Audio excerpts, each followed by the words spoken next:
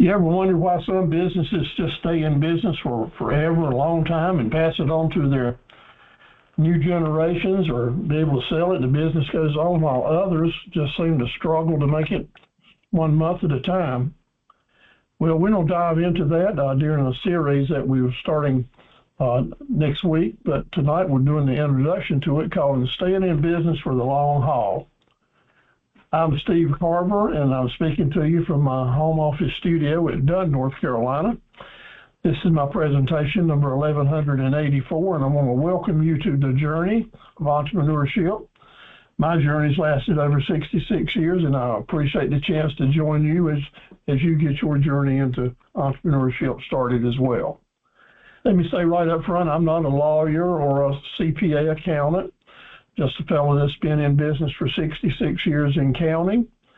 I've owned several businesses, sold several businesses, and helped hundreds of other folks get businesses started. So in these series, basically I'm sharing with you experiences and some advice.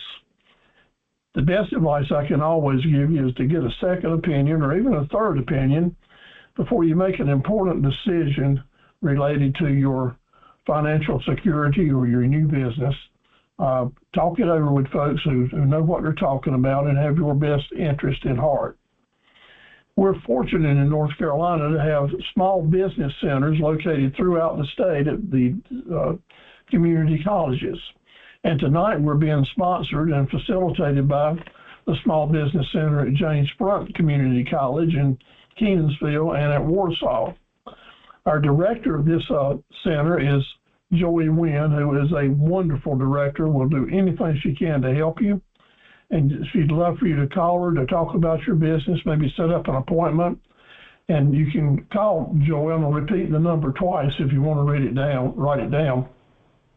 910-659-6008. That's Joey Wynn, W-Y-N-N-E, at 910-659-6008. Give Joey a call. The conversation is free, the information is free, the guidance is professional and free, and it's confidential. Just because they're located at the community colleges doesn't mean you have to be a college student to go visit and enjoy their services, because indeed they are there to serve you, the entrepreneurs, and look forward to helping you. Also there is Lynn Murphy, is Joy's assistant, but Lynn is also in charge of the commercial kitchen at the community college there. So if you have an interest in food trucks, setting up any type of eatery, and have questions related to food prep and the commercial kitchen, then indeed Lynn is there to help you, and she'll look forward to your call as well. Let me just mention that we have been doing this for a long time, approaching 1,200 presentations. We just finished up two very great classes last week. One was sponsored by the Small Business Center at James Brunt, and the other at Lenore Community College. So we'll give a special hand and congratulations. We had about 50 people participating with both of those series, and congratulations to Sheila Dunlap over in Laurinburg, who was the first in class that was doing the most homework, showing the most energy in promoting her business. And Sonia Roberts was the first in class for the group at Lenore Community College. I think Sonia is with us tonight, so give her a big hand if y'all want to with your handshakes. And Sonia, congratulations to your work, and we appreciate you being with us tonight as well. So thank you. You're very, very welcome. We will be starting this is the introductory tonight to a 7-part series that we're starting for a new, what we're calling our first Advanced Academy course. And the word advanced means that we're going to be diving deeper into these subjects and just the core topics that we use to help people get their business started. We'll take it a little deeper so that you get more information and maybe see how to apply things that'll make it work. I will keep up with attendance, and indeed, if you attend at least 5 of the 7 presentations, you will be eligible to receive a certificate, and if you do more homework, you'll get more of it. I'd like to invite you to visit the Academy of Entrepreneurs and Associates. That's the umbrella that I teach under. I'm the founder of the Academy, but really it's just an organization of yous and me's. It's all about us, the people who come to the seminars and the webinars, participate and help each other out. We have a page at Facebook, the Academy of Entrepreneurs and Associates. I'd like for you to visit there, and throughout the course, we'll be talking more about that. So this is our introductory to a set group of classes, 7 classes that'll start on May the 6th, that's week after next. And that first class will be called Diversified Marketing Strategies, where we dive into the different things that make the difference in whether or not your business is going to make it for the long haul. That's our total objective, is to help the business last longer. The study guides will be sent out each week for each individual course. The ones that were sent out tonight will be number 1184. Always your study guide with a number in front of it will be the outline of the talking points for the presentation. So if you don't print one of them out, that would be the one to print out. Then you can use it as a good place to take notes. There'll be a study guide titled 40 Drill Skills, which I've used for years to encourage people to enhance their individual small business ownership skills. The list of homework and challenges to win certificates. Also, there's a narrative about what this series is all about, the long haul, and some real good key factors that you would enjoy reading about, getting your mindset ready to enter into the course. So looking forward to that, if you will. Read those study guides. I suggest that you create a file on your computer. You might just name it the long haul, because these files are going to be important to you as we go through this first 7 classes, and then again as we go through 5 more classes after that, all related to longevity in business that will help you stay in business a long time. So remember, you'll automatically be qualified for a certificate if you attend 5 or more classes, and we just sent out certificates this past week to the folks that were attending the last 2 sessions. I think I mailed maybe as many as 20 folks certificates last Friday. Several of you are with us tonight. Hopefully they've started coming in. From time to time, I'll reach over and mute microphones if I hear background noise coming in. Then you will be able to be eligible to become a member of the Academy if you do a little bit more work, that is, do some homework, list down 10, 5 or more classes, do a mission, vision, and promise statement, and list 10 strategies. This is new now for you folks that have been regular attending other courses. This is a brand new one. List 10 strategies that you're going to plan for your business to help you be more sustainable for the long haul. If you've been attending previous courses and have already done your mission, vision, and promise statements and profit centers, then you can just resubmit those. You don't have to do new ones. Then if you want to get the extra mile certificate, then it's just do some extra work, including getting your business on My Business at Google, rewriting the 40 Street Smart Skills, become active on Facebook with your business pages, create a post related to these small business centers and the Academy, or do a video. You don't have to do all of these, but at least show some extra energy. I know we're entering the warm season when it's harder to spend time on homework and assignments, but if you want to earn these extra certificates and get your business up and running faster, these will be quite helpful for you. So let's just think now, what can we do to see that your business and my business last longer, doesn't have to go out early. The path to a long-lasting business is tough, it's exhilarating, it's challenging, and while just a few make it for many, many years, some have a real hard time. So what we're going to try to figure out here is, what is the difference? What makes the difference for these to stand apart and go the long haul? I don't pretend to be an expert, but I've been here a long time and run businesses a long time and helped hundreds of other people start their businesses. So I do have some good experience about it. I learn every day, however, about mistakes that are made and the things that you do right. I'm happy to share these with you, and it don't take but a few good habits and good factors to contribute to your longevity. And I'm happy to share it with you and to learn from you as we go through the class. Joey Wynn asked me to put this series together based on my experience in business and long-term being there. And then when I was able to have a generational change in the business and sell it and move it on to a new young couple to keep it going another 66 years, Joey said, well, Steve, would you share some of the things you've learned and experiences through the years with folks that are really want to know the answers to those questions? And I agreed to put it together. So this has been exciting for me because I'm putting together 12 brand new presentations, tonight being the first one, about staying in business for the long haul, and then how to plan to pass your business on to a new generation or to sell it if you decide to, or different types of exit strategies for the next 12 Tuesday nights, actually.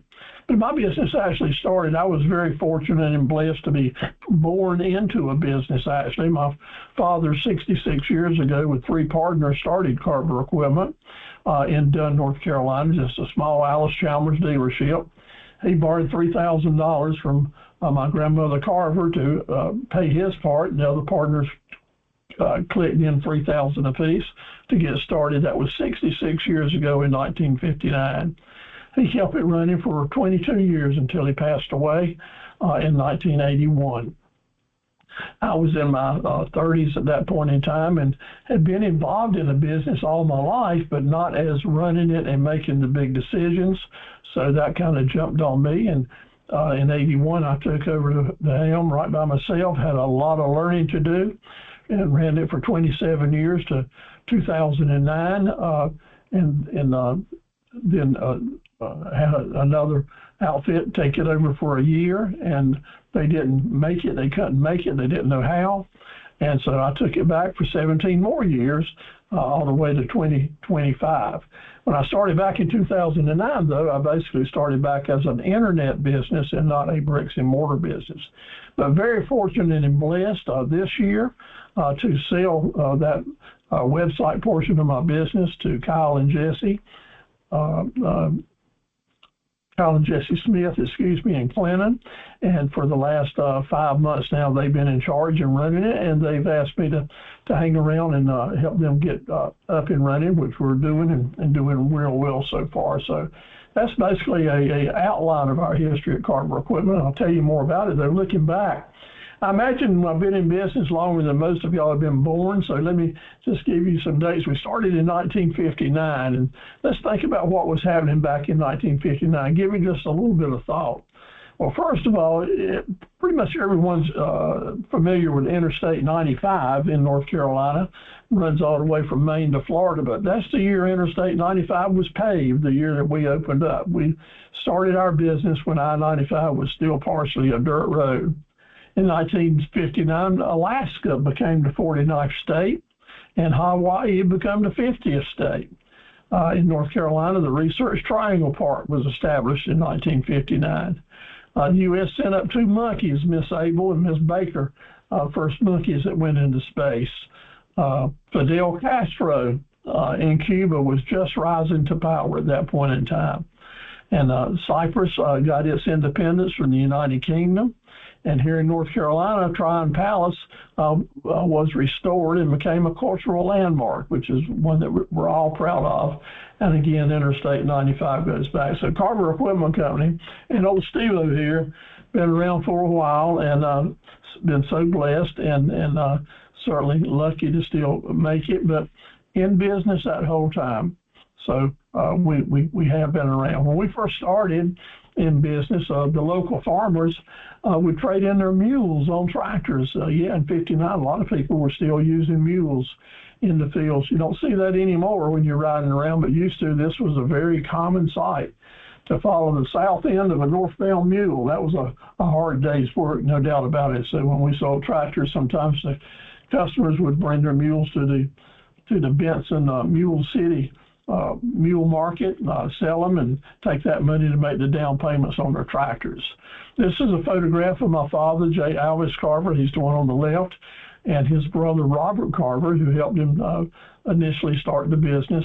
They were the first two Carvers in, and then I was the third one. I was in the 8th grade in 1959 when we first started Carver Equipment.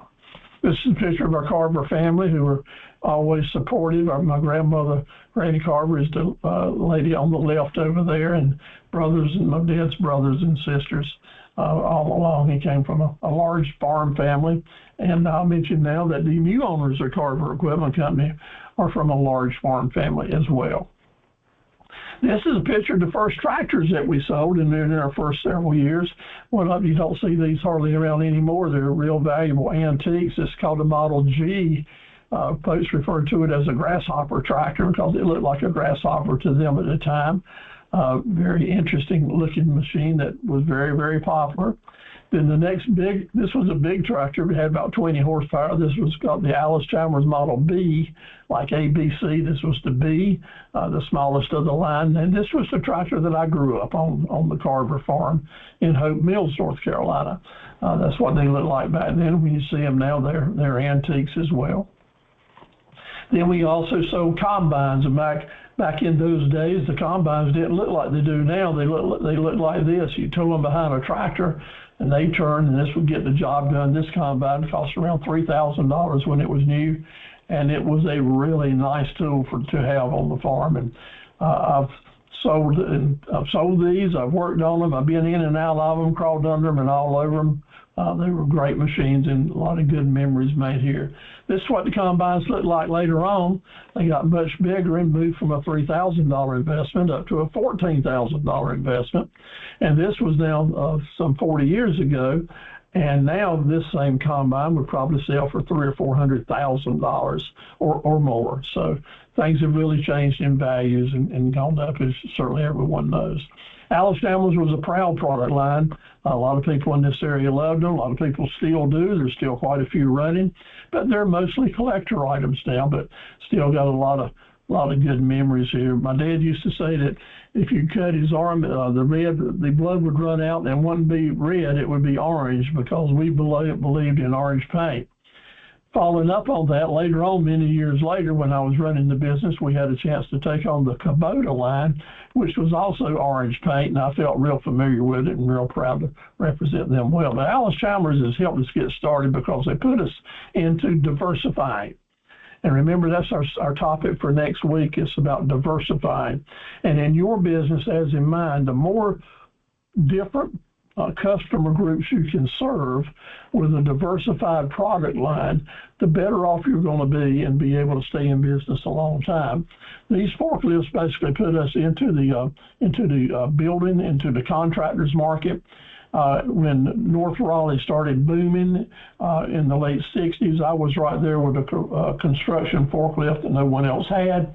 Sold hundreds of these in Raleigh and helped a lot of contractors get in business with the rough terrain forklifts. In the tobacco world, back in the 50s and early 60s, folks were still curing in these tobacco barns. Now you see them all over the countryside as you're riding up and down the roads, but you don't see the smoke coming out of them. This is what they used to look like when the barns were full of tobacco, and they were being cured with what was called flue-cured tobacco system. That was you pack the barns with green tobacco and pour the heat to it to dry it out until it became yellow. Now those big barns were replaced with what they call a bulk barn, which is still being used now.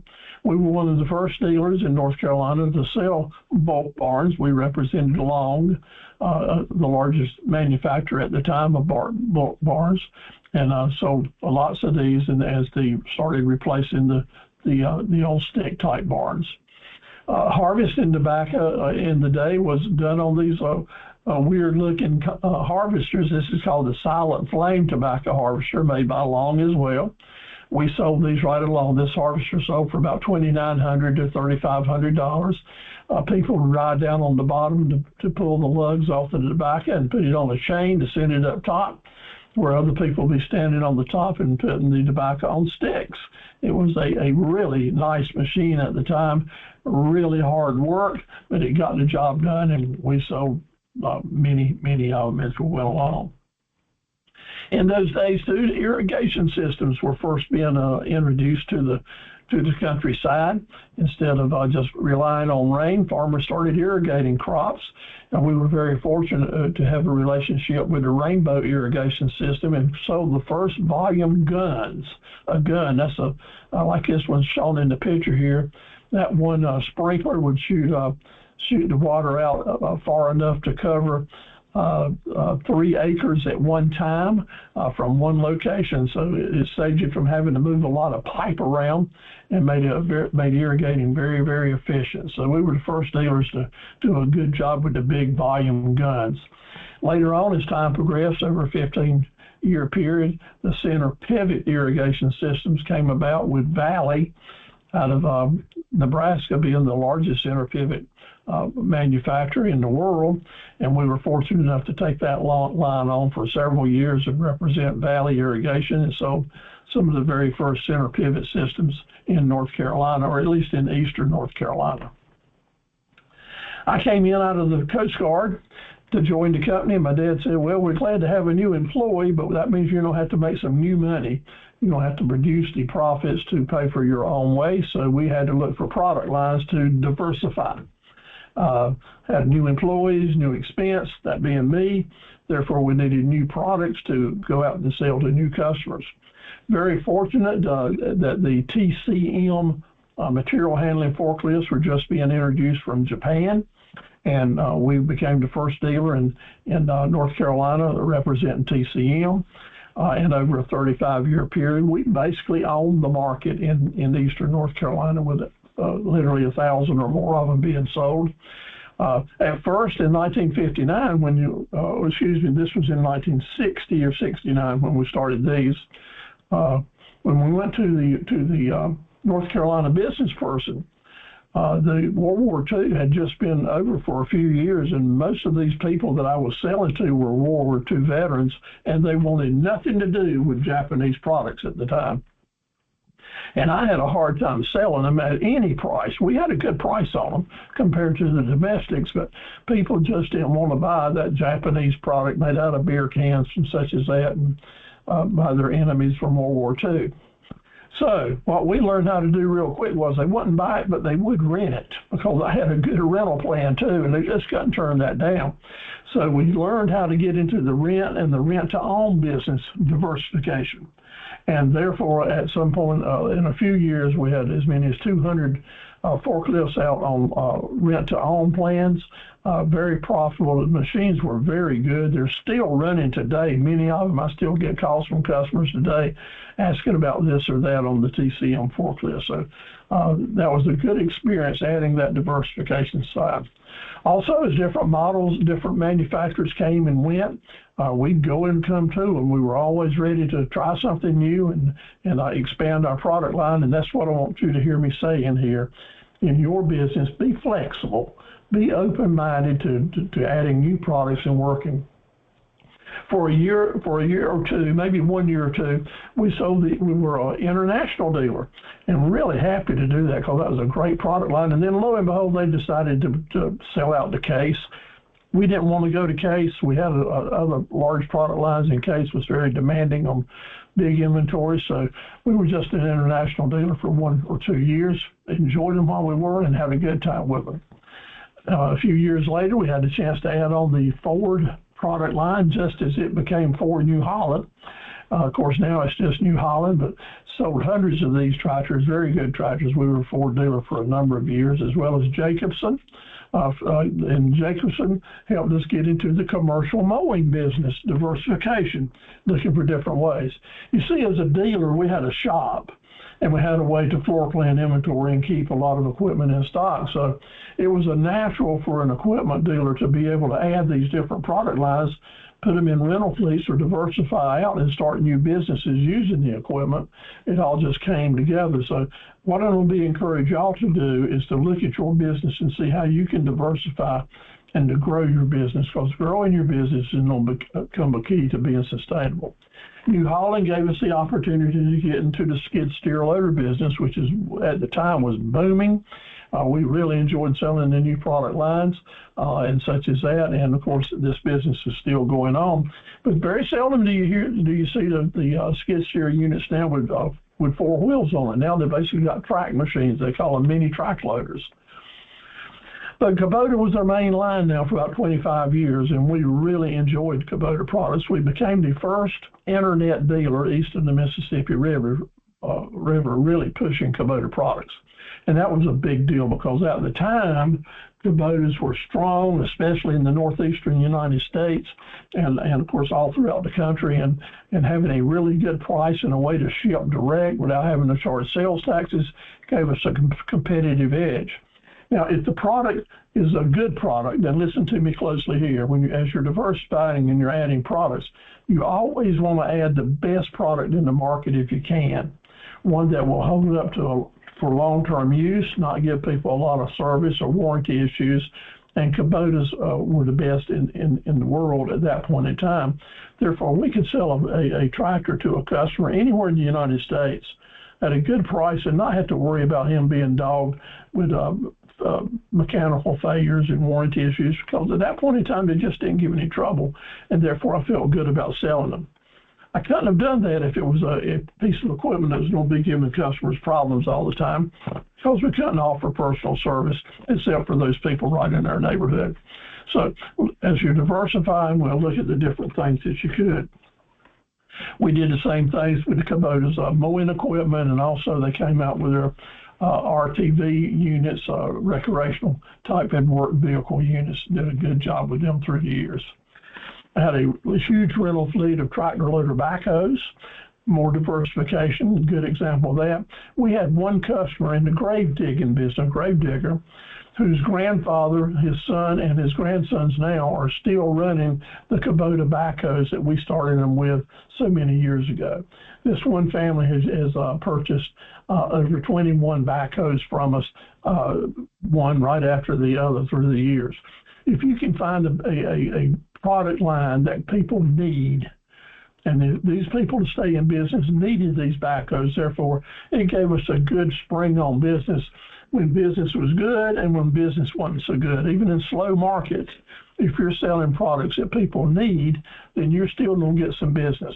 Maybe not as much as you'd like, but you're going to get enough to keep you in business for the long haul. So we want a good mix of products that people need plus products that people want. You got to learn to promote your businesses, stay exposed. We were a large dealer for Kawasaki with their Kawasaki mules. So in mule days, we would put Kawasaki mules in the mule day parade at Benson, where thousands of, 20 to 50, 60,000 people came to those parades, and we maximized our exposure there by putting a whole herd of Kawasaki mules in those parades. The lesson here to learn is we have to keep a good community connect with your local groups to let folks know that you're here, you're alive, you're hungry, you're well, and you're supporting your community. If you're out there supporting your community and showing it as a business person, I'm going to assure you that your community will then support you for the long haul. So we need that local customer base to make it for the long haul. Specialized equipment. This is a specialized potato harvester made over in Italy. And did you know there are a lot of potato farmers in America, and so many of them up in the Idaho, Utah, Montana area, and in the Northeast, Pennsylvania, New York, such as that. I was just amazed to learn how many white potatoes are being grown and how many are being dug up by hand or just plowed over, and customers are getting backaches from the potato business. Well, we came in with this 20 years ago with a harvester you can put behind a little tiny tractor and harvest those potatoes up out of the ground, either pick them up, shake them, lay them on top of the ground. So all you have to do is pick them up with very little cleaning possible. So diversification here, looking at individual target markets, can really pay a big dividend for you.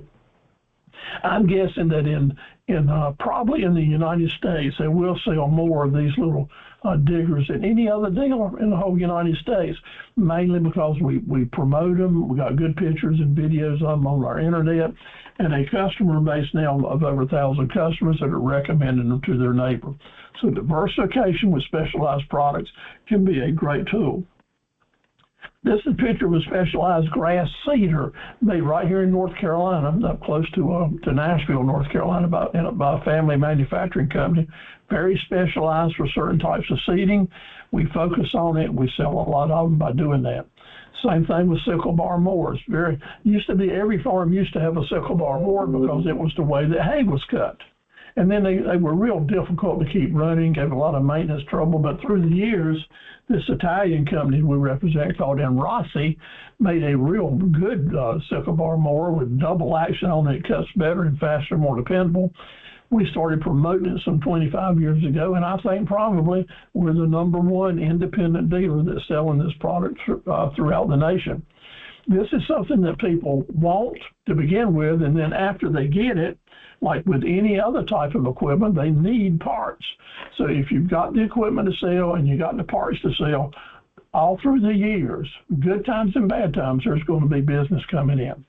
Sometimes not as much as you want, but always enough, hopefully, to keep you in business. We also looked at what different ways to diversify and utilize our mechanical help, our service teams, our management skills. So we started doing independent contracting, government contracting. We started doing business as SC Services, and did a lot of work over about a 12 or 15-year period with the U.S. Army, running motor pools and such as that and other work. We also did work with the Federal Aviation Association with doing work at different types of work at airports where we basically mowed grass out on the runways and such as that. It's amazing how much space is at an airport, and there's a government contractor out there getting that done. Excuse me. We learned how to do it well and learned a lot about contracting, which we can share with you. We also did janitorial. Oh, my voice is going, excuse me a minute. We also did janitorial work at Army Reserve Centers and got a lot of experience starting in that industry as well. Now, the inside story here, how in the world was I doing all this, and why did I want to take on all this work?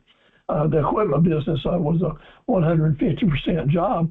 Well, I had at least over a 12-year period, I had at least 2 children in college.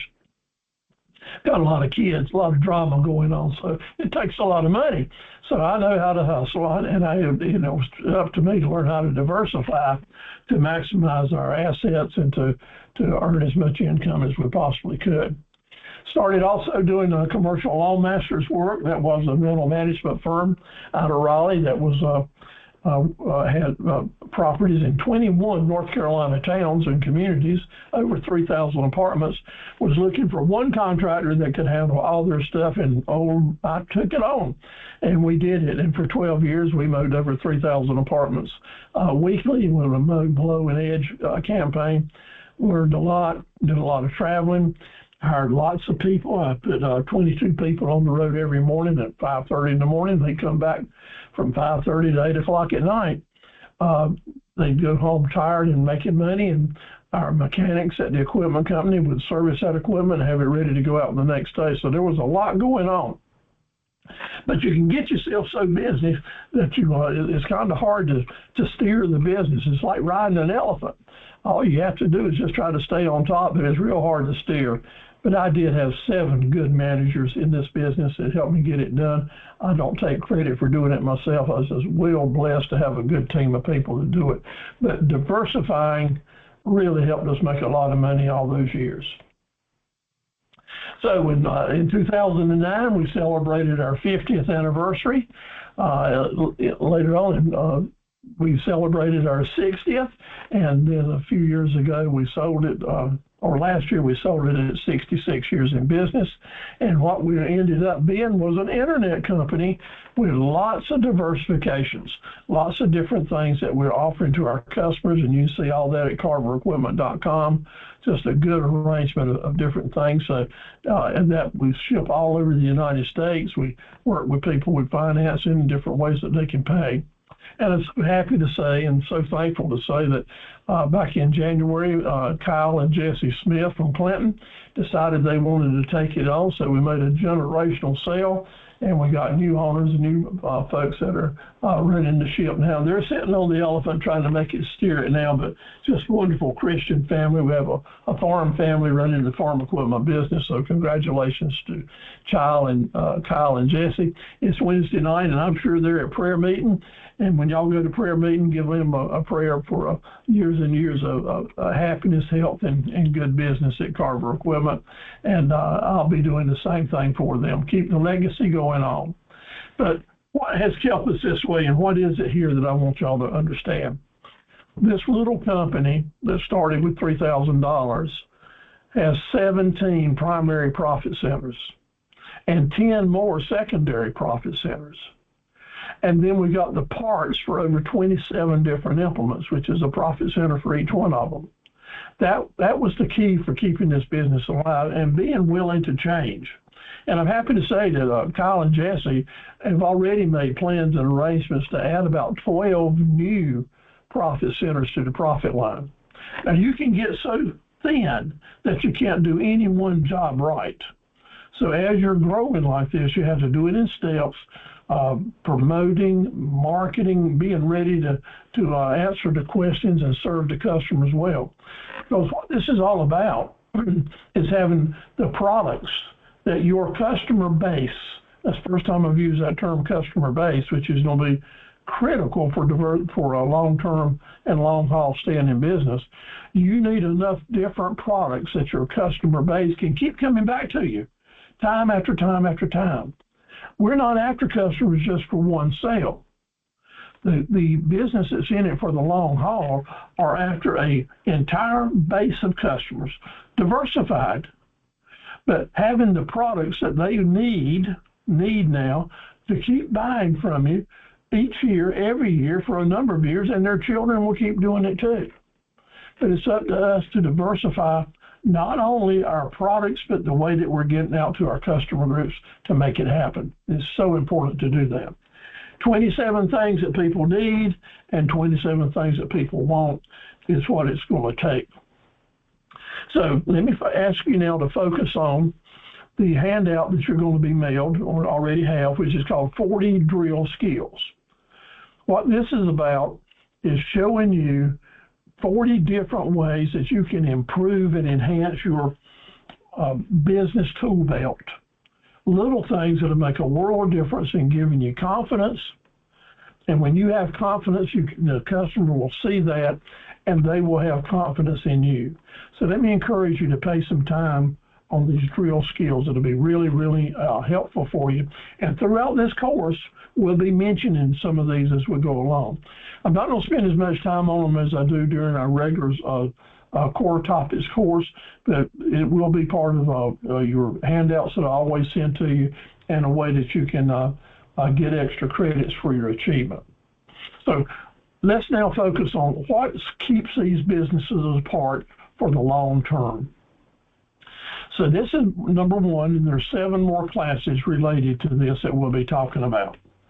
These are Tuesday nights starting on May 6th. We'll go through each one of these individual. 7 different presentations, digging deep into things that will make a lot of difference for you. And I don't think there's any other classes in the small business system that are offering these particular products. So Ms. Wynn asked me to be selective with what we talk about, make it very interesting for you, not have a lot of repetition. We have to have some repetition so that we remember what we're doing. But these are new topics for the system, and I'm so happy to have the opportunity to, number one, create them, and then to introduce and present them to you. So please get excited with me, because I'm really excited about this. I've almost completed the presentation for May 6th. I'm working on these as we go, and I'm going to depend on each of you to give me good feedback through email or comments that you make in class or on chat as to what you'd like to see me include, questions that you may have on your mind that you would really like to know different things about, how to help your business make it for the long haul. So in each class, we'll start out with a chat session as I did tonight, where you're welcome to tune in early. I'm usually online 30 minutes early. And I invite you to come in and we'll just talk and answer questions and try to serve your particular needs. You can tell me what you'd like for us to talk about, maybe ask your questions, share with me what type of business you're in, and encourage me to include things in my presentation that will focus on your type of business and help you individually. These classes are not about us. They're not about the community college or the small business center. They're all about you, and your success is what we're all about. I want to tell you that each class, though, we will look at some fundamental things every time. There will be some repeat where we review things that we've talked about. And in each class, we'll talk about new ways that you can maybe do networking ideas to help you become a better communicator and help people learn more about your business. Just in these classes alone, I encourage all of you to chat back and forth with each other. You can do that on the chat board. You can see what other people's email addresses are, create new friends, create new acquaintances. The Academy of Entrepreneurs and Associates is about one thing, and that is mutual helpfulness. We're here to do all we can to help you. And through the years, I've learned with our class members, and so glad to see all of y'all and a bunch of new folks tonight to be considered to become a part of the Academy. One course after the other, you're always welcome to dive deeper into what you're learning, and I really appreciate the fact that you can do that and have so much fun networking, no doubt about it. I want to talk about AI. I am not an AI expert. Matter of fact, I'm just learning myself now as I started putting these classes together how helpful AI can be. So each week, I want to give each one of y'all a few tips or a few places to go of how AI can help you in your business. And I'd like to say to you right now, if you're already learning to use AI or having your business experience doing that, I'd really appreciate you sending me a note on what you're doing with AI, artificial intelligence, how it's helping you, any comments that you can share with me and that I can share with the rest of us to help them find good sites or good things they can do using artificial intelligence. Please do, because I already know from my few hours of using it here, it's amazing. It is absolutely amazing. And it's a whole new world for us to learn the opportunities it may do. And if our competitors are getting good at it, and they're finding ways to take customers away from us, we got to hunker down and do what we have to do with our skills. So, here's what I do know about. I know a lot of secrets related to customer service, and in each class we'll have a certain section on each one of these topics where I can share with you some things that maybe you won't have the opportunity to hear about from someone that don't have my experience, and customer service tips and secrets I'm looking forward to sharing with you. Same thing goes for hospitality. The incredible power of hospitality is amazing and will keep customers coming back to you. Young folks who haven't had training in this and understand the uniqueness of hospitality and graciousness, it's amazing how it helps solid your customer base to get them to stay with you. And lastly, we'll wrap up this series 12 weeks from now. And I want you to be in a league of your own. That is, I want you to enjoy the fact that you're an entrepreneur. You're here to stay. You're going to make it. You got the determination and the endurance to make it work. And you have learned things that's going to make you very special and put you in a league of your own. And I'll be so proud and happy for you and look forward to helping you get there. So we'll go over those fundamentals each time. So next week, or May 6th, week after next on Tuesday night, we're going to talk about diversified marketing strategies. And there we're going to be talking about how to use diversification to expand your reach, to adapt to different market trends, because they're always going to be changing, and to embrace technology just like we talked about. Diversification has a lot of different things.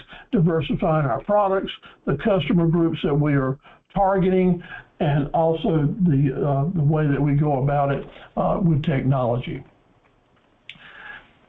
Diversification, saying it as simple as we can, helps us spread our risk. And all businesses are going to have risk. But when we're diversified, we're spreading our risk over a larger area, therefore have a better chance to get profitability from a lot of different spaces. In the second class on May 13th, we're not talking about customer relationships as one of the key factors, but the second key factor for the long haul. That relationship management, just not saying that we got customer relationships, but indeed making it a personal thing that you're doing and being willing to engage with your customers. We want to remember that retention must be a priority. Just serving that customer for one sale is a good thing, but retaining that customer for the long-term relationship beats the heck out of just making one sale. And retention, when we carry it to the level to creating a raving fan customer. And I've talked about raving fan customers in all my classes for 19 years now. But the raving fan customers are the meat and potatoes for the basis of your business sustainability. Having customers that are out there marketing for you instead of you having to spend money for every dollar that comes your way. On May 20th, we're going to jump right into it on that Tuesday night, talking about marketing and advertising, as we always talk about, but this time we're going to focus on for the long-term results. In my regular seminars and webinars, we talk about marketing and advertising, of course, for startup businesses, but now we're going to bring it into a greater focus on which of these types of promotions are going to have a better chance to bring us long-term business. Yes, we have to look at what we've got to do today to survive. But this class is saying, what do we need to be doing to thrive, to make it for the long term? So those classes will focus on that, which will be having a strategy, making sure we've got a functioning, structured way for that long term. Do our marketing research, how to look at what's happening and have a crystal ball to forecast what's going to be happening, and look at how can we get into it with our marketing. Investing in knowing how important that branding is. Branding and your reputation. Remember all those slides I showed you of Carver equipment coming along through the years, being in the Mule Days Parade, being first in this and first in that, and having so many units out there with our decals and signage on everything we sell. That's creating that reputation of being here for you. Service that satisfies for over 60 years. That's the motto. You want to be able to build a brand, to build a reputation of survival, really, for the long term. Because you know why? When customers come to you to do business, they want to know that you're going to be here when they need service or parts for what they need, or have you to come back and do a job. Yeah, and you have to invest and think about it. And these classes will all just think about how to make it do that. And also, being there in the community, the local community and region, making sure we've got information going out locally, not just worried about the whole United States, not doing all this internet stuff and all that, but making sure we got a solid foothold in our community so that the local people you go to church with, you do business with, you see at the grocery store, know that you're in business. Know that you're in business. One of the valuable lessons I learned from the negative standpoint is when we stopped being a bricks and mortar business in town with 20 or 30 employees all mixed up with the community doing this or that, when we went to the internet, basically we left those customers that were used to coming to the store, we left them. And big mistake was made. I didn't do what it took to make sure I brought them along with me to the website. I tried, But now with 20-some years experience under my belt, I know that we could have done a lot more, and we need to do that with your local customer base. It's so important that you do that. The fourth session is going to be talking about the four major cornerstones that you must pay attention to stay in business for a long time. There's four things that we cannot ignore. We need to pull out, focus on separately. We're going to be doing this on May 27th. And they're going to talk about some important things, but they're going to kind of be focusing on your leadership and decision making, your financial stability and how smart that you're budgeting, and do not panic when things get slow, being innovative and adapting to changing times, and having a business that is putting your customer interest first. Putting your customer interest first. When it's time to shave the budget or do this or that to meet changing times or stressful times, what is so commonly done is making the changes that hurt customer service. And that's one of the worst things that we can do. What we have to do is let our decision making always function on how is our customer going to react to what I'm doing. In week 5, on June the 3rd, we're going to talk about some risk. Some of you just getting started in business haven't really ever taken any business risk. And now it's time to do that. And I'm going to tell you that it's just part of what we do. We have to take those risks. And I want to help you learn to manage risk and have risk management skills, have a better foundation to make those big decisions. Diversifying your income streams are going to be important. Learning to adapt to setbacks. We're all going to get a setback from time to time. Sometimes a big one, sometimes a little one, sometimes one that makes us nervous, and sometimes some that make us panic. And being ready and knowing that they're coming is what I want us to talk about. And now how to identify and mitigate risk before they can hurt you too badly. We'll jump into that and talk about them for every one of you to help you go along. I want everybody, if you will, to make sure I send you another message. If you haven't signed in over on the chat board with your name and your email address, I'd appreciate it if you would. If you'd add the town that you're in, that would help too. And remember to ask questions and to talk amongst yourself, okay? Use that chat board. I'm going to be asking you a few questions in a little while to help me with it. And lesson number 6 on June the 10th, see, we're moving on into the summer now. The name of the lesson is the generational thing. The generational thing. And it's basically got 3 different types of topics that we want to talk about generational-wise. Number 1, if you're in business for a long time, you have to have an understanding that your customer base is changing generationally. When my dad started in 1959, he was selling to World War II veterans in their 40s who lasted on up to their 80s and 90s and some 100. But in just a few years, in 20 years, here we were selling to their children. And they came on board with a lot of different ideas and ways of doing business. And now we're selling to the grandchildren and some great-grandchildren through generational changes. So if you're going to have a business that lasts for the long haul, it's got to be in our mindset, what changes do I need to make for my new customers? The good example is, I remember when fax machines came out.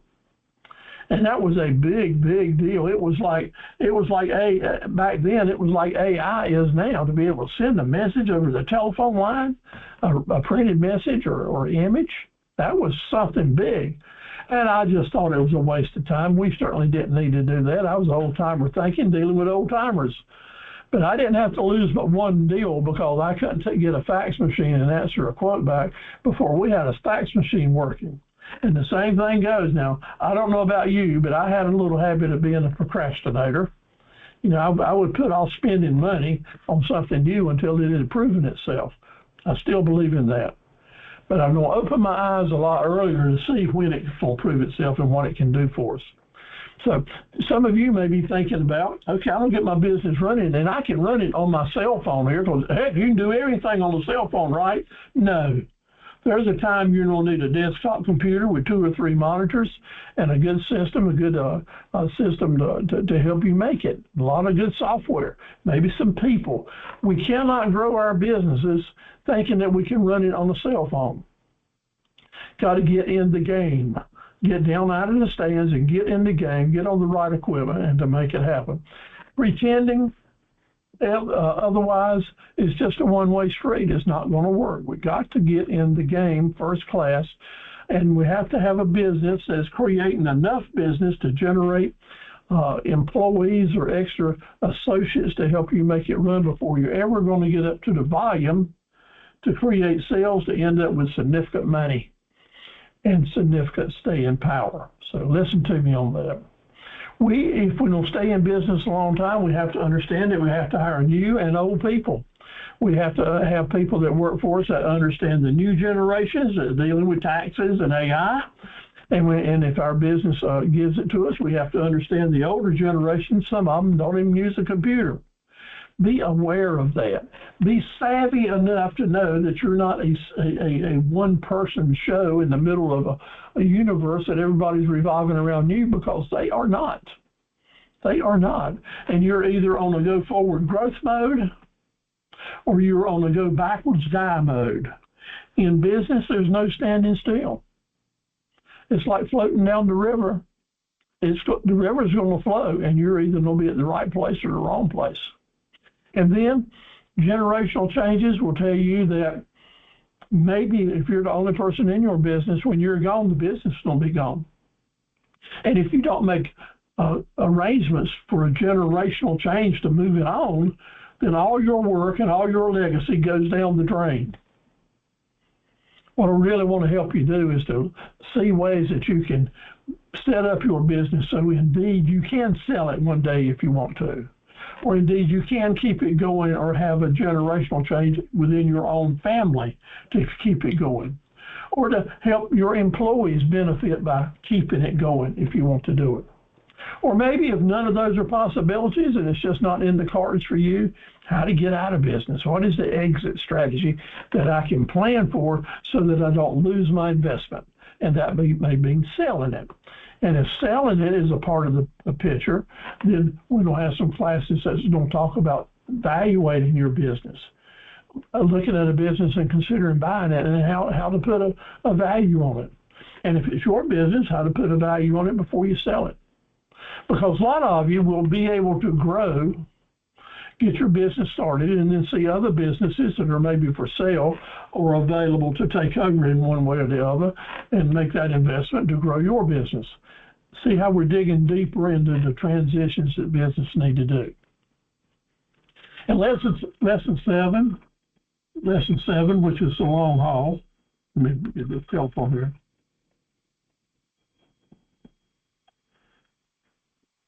Okay. Well, I'm sorry. Excuse me here. I have to leave my phone on because I got customers all over the United States. And while it's 7 o'clock here, indeed it's 4 o'clock out in California. And I get those calls, so I'm going to leave my phone on and take messages. That's part of what you have to do to diversify with a diversified group. So last session in this series on June 17 of the long haul is how to build that legacy and have that exit strategy that we talked about. Making a plan. I'll show you how to make a plan to do it, how to balance your work and your life, the different considerations that you do that. And none of us have a plan that'll work for anyone else. We have to create our own plan to make that happen. And we need to create a sustainable business model.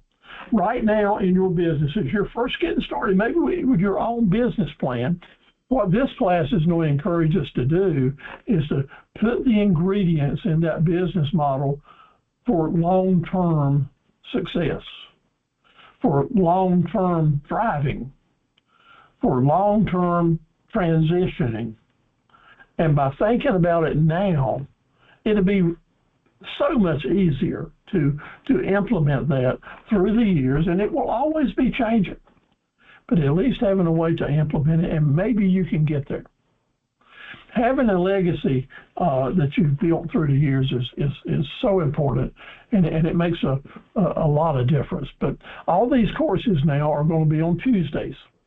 So if you'd like to just reserve your Tuesdays from 6 o'clock till 7:30, I'm going to be here for you. Look forward to working with you, and hope that you'll just plan to do that. Then after those 7 sessions, we'll have a business succession course, which is all about how to set your business up for succession and to sell it and or to exit from it. So a busy time ahead of us for all of us, and such as that. So register now if you would. Come join us on Tuesday, May the 6th, and stay with us through the whole series and enjoy the learning process. I'm going to learn more in this series of classes than I've learned in 19 years from you. If you'll come and participate and share, we get to sharing emails back and forth with each other where you ask me questions and I ask you maybe what's important to you, what you want to do. It'll go a long, long way. Let me ask you right now, if you don't mind putting your happy fingers together, let me ask you to go over to your chat, to your keyboard, and tell me if you have a particular business in your community, a particular business that's been in business a long, long time. Let's say more than 20 years, you would guess more than 20 years. Tell me if you know of such a business. You don't have to name it right now, but tell me if you know of a business and maybe the people that own it or run it that have been in business a long time. If you don't mind just going over to the chat board and say either yes or no, that yeah, you do know some folks that have been in business a long, long time. Give me a yes or no over there. Thank you, Sarah does, yeah, good. Kelsey, thank you. All right, well, keep on. If you know a business that's been in business a long time, I'm going to make a request of you to consider this week checking it out. Maybe even talking to them about what they think the key issues are, or what, in your opinion, you think the key issues are that have helped them make it for the long haul. What do you think the number 1, 2, or 3 things that they're doing that have helped keep them in business when other people have not made it? See, that's the kind of thinking we're going to be doing, because as you're asking yourself, how is this business making it for the long haul? You're going to automatically get this mindset going in your mind, well, what do I need to do to my business to do the same thing? And the whole time we're doing this, I'm going to be running classes on these different topics, and we will get a lot of information out of each other. We really are going to get a lot of information out of each other. Now let me ask you this. Thank you all for those yes answers. Do you want your business to make it for the long haul? I think we all know the answer of it, but when you type it in, you're telling yourself and everybody else in class here, yeah, I'm willing to go for this.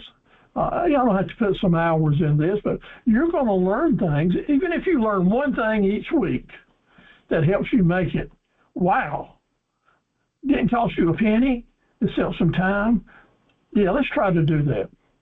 And I'm doing it here because I want to start a new business. I've sold my big business. I want to start a new business, and I want it to last for the long term, or I want to build one to sell it for someone. So I'm in exactly the same boat you are. Okay, so let's do that all the way, and it's going to be a pleasure to work with you. So I'll be sending you an email with a way to register for the first class on May 6th.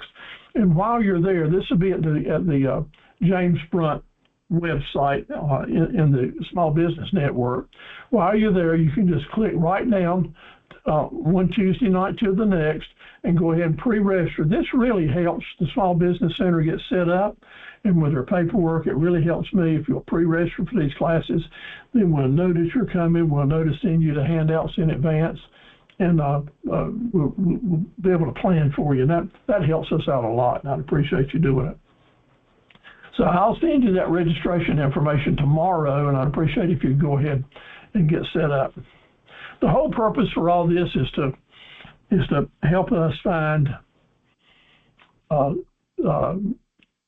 peace, comfort, success, confidence, a sense of accomplishment to be able to own and run a small business, an entrepreneur.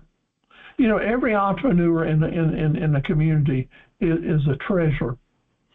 And the other people in the community look up to people in business if you run into business the right way, of course. And the Academy theory is to be more of a giver than a taker.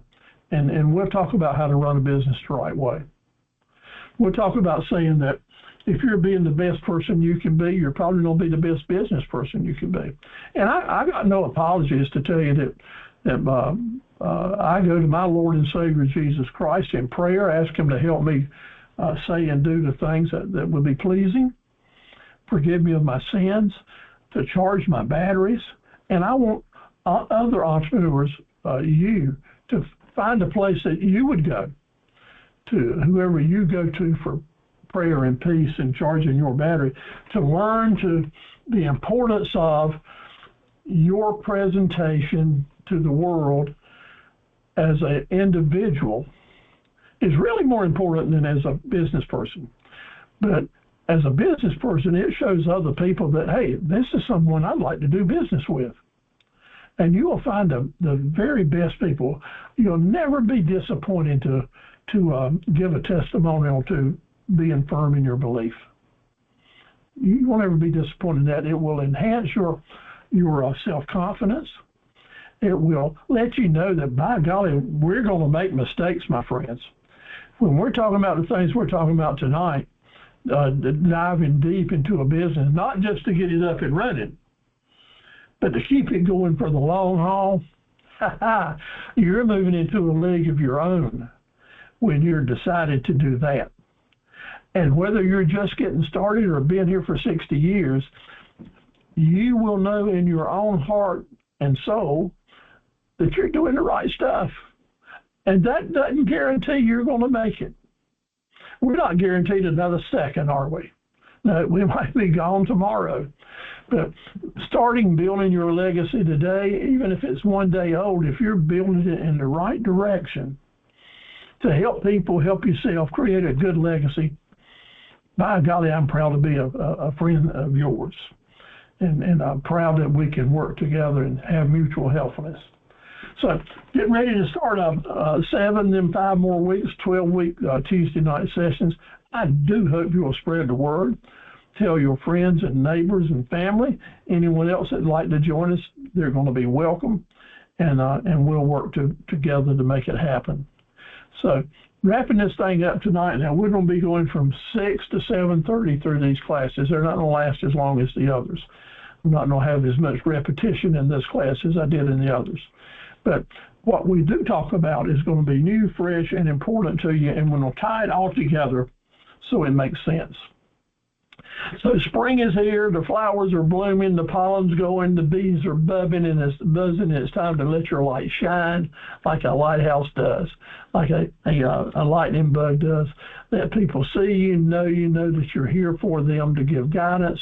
You're welcoming them, and indeed, let's start some new businesses to last for the long haul. So God bless you and your family and your new business, and I hope that you will join us starting our new series on Tuesday, May the 6th. So that's all I got for tonight. However, I'd like for you to turn your microphones on, and we'll answer any questions that you have. Any comments that you have will be welcome, and we'll get this program started, and I'll be looking forward to going steady with you for the next 12 Tuesday nights. How about that? Any comments, please? Steve, this is Sonia, and I wanted to say I really am happy that you are extending the classes and also advancing those people in the class who are looking to be in business for the long haul and pass this on from generation to generation. Thank you for bringing in AI so that we are able to get some practice and be right on top of things with other businesses who have taken the advantage of it. But most of all, I want to thank you for being who you are and not afraid to say who you are. And I appreciate that so much for you being authentic. Well, thank you, Sonia. I appreciate that. Mary and Octavia, I really appreciate it. If you haven't done it already, to go over to the chat board and give me your your full names and email addresses. That way I make sure I can get the information to you. I believe Katia has already done that, and if you have, please do it, okay? Any other comments? Sarah, I'm glad to have you with us tonight. Do you have any comments?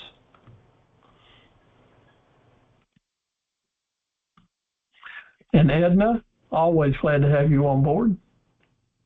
My name is Katia, and I just want to say I look forward to attending more of the sessions. I kind of already went and pre-registered for the sessions, and I just definitely look forward to it and all the information I'll be receiving, and I thank you. Well, thank you so much. That makes me so happy and gratified that we'll be getting to know each other better. Thank you. Yes, sir. You're welcome. I definitely look forward to it. All right. Okay, any other comments? All right, like on the TV show, let me say good night, family. Good night, everybody. Good night, John Boy. Y'all Thank take you care. very much. Thank you for your time. Thank you. You bet you. Good night. Good night. Thank you. Good night. Thank you. Good night. All right. Sounds like Walton's Mountain. That's what we like. I don't turn off the